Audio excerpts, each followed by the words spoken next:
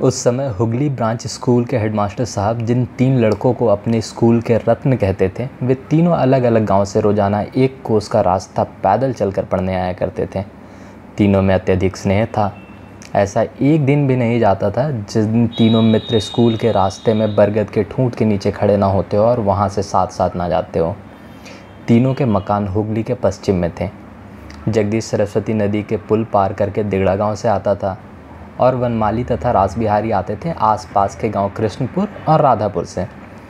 इनमें जगदीश सबसे अधिक मेधावी था और सबसे अधिक निर्धन भी था, जिसके पिता ब्राह्मण पंडित थे जो यजमानी करके विवाह, उपनयन आदि संस्कार कराकर अपने परिवार का पालन करते थे। वनमाली संपन्न परिवार का था। उसके पिता कृष्णपुर के जमींदार कहलाते थे। रासबिहारी भी अच्छे खाते पीते घर का था। जमीन जायदाद, खेती बाड़ी, तालाब बगीचा आदि गंवई गांव में जिनके होने का परिवार का निर्वाह सुंदरता से हो सकता है, वह सब उनके पास था। यह सब होते हुए भी लड़कों ने शहर में मकान क्यों नहीं लिया और क्यों वे आंधी, पानी और शीतकाल सहकर इतना रास्ता पैदल चलकर रोजाना घर से विद्यालय जाते थे? इसका कारण यह भी था कि उन दिनों माता पिता यह सोच भी नहीं रख पाते थे कि लड़कों के लिए यह भी कोई कष्ट है, बल्कि उनका विश्वास था कि दुख उठाए बिना सरस्वती देवी पकड़ाई में नहीं आती। कारण जो भी हो, तीनों लड़कों ने इसी तरह एंट्रेंस पास किया। बरगद के नीचे बैठकर और बरगद के ठूठ को साक्षी मानकर तीनों मित्र रोजाना प्रतिज्ञा करते थे कि जीवन में हम कभी अलग नहीं होंगे, कभी विवाह नहीं करेंगे, वकील बनकर एक ही मकान में रहेंगे, रुपए कमाकर एक ही संदूक में जमा करेंगे और उन्हें देश के काम में लगा देंगे।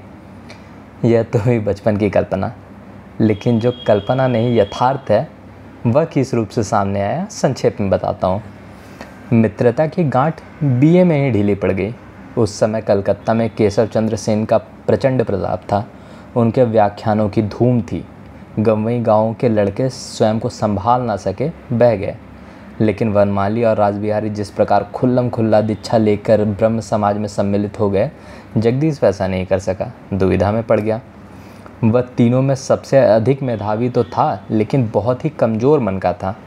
फिर उस समय उसके ब्राह्मण पिता जीवित थे, जबकि यह बला शेष दोनों मित्रों के सिर पर नहीं थी।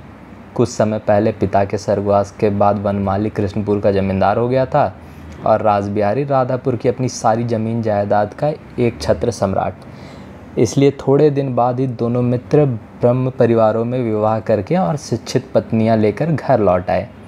लेकिन दरिद्र जगदीश को यह सुविधा भी ना मिल सकी।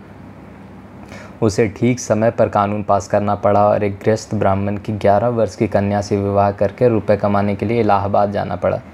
क्योंकि शेष दोनों को जो काम कलकत्ता में बिल्कुल सहज जान पड़ा था, वही गांव लौटने पर अत्यंत कठिन हो गया।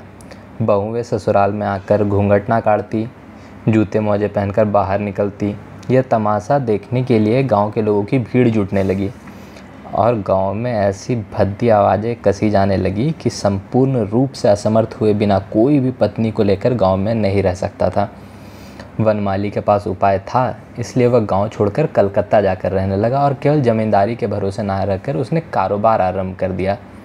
लेकिन रासबिहारी की आमदनी थोड़ी थी, इसलिए कानों में रुई लगाकर और एक रू अपनी पीठ पर रखकर, अर्थात बिना किसी से कुछ कहे सुने, अपनी विदुषी पत्नी के साथ समाज से बहिष्कृत अर्थात एक घर होकर रहने लगा।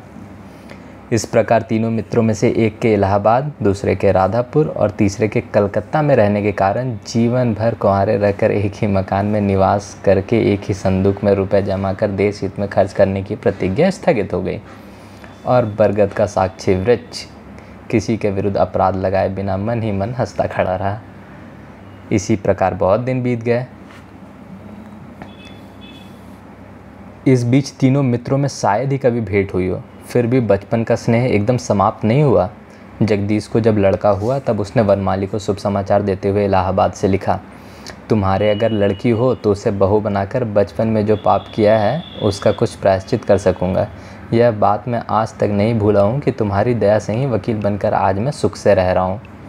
वनमाली ने इसके उत्तर में लिखा, बहुत अच्छा, मेरी कामना है कि तुम्हारे बेटे की उम्र लंबी हो, लेकिन मेरी लड़की होने की कोई आशा नहीं है। फिर भी अगर किसी दिन मंगलमय के आशीर्वाद से लड़की हुई तो तुम्हें दे दूंगा। पत्र लिखकर वनमाली मन ही मन हंसा। क्योंकि 2 वर्ष पहले उसके मित्र रास बिहारी के जब लड़का हुआ था तब उसने भी ठीक यही प्रार्थना की थी। व्यापार की कृपा से अब वह बहुत बड़ा धनाढ्य हो गया था, इसलिए उसकी कन्या को सभी अपनी बहू बनाना चाहते थे।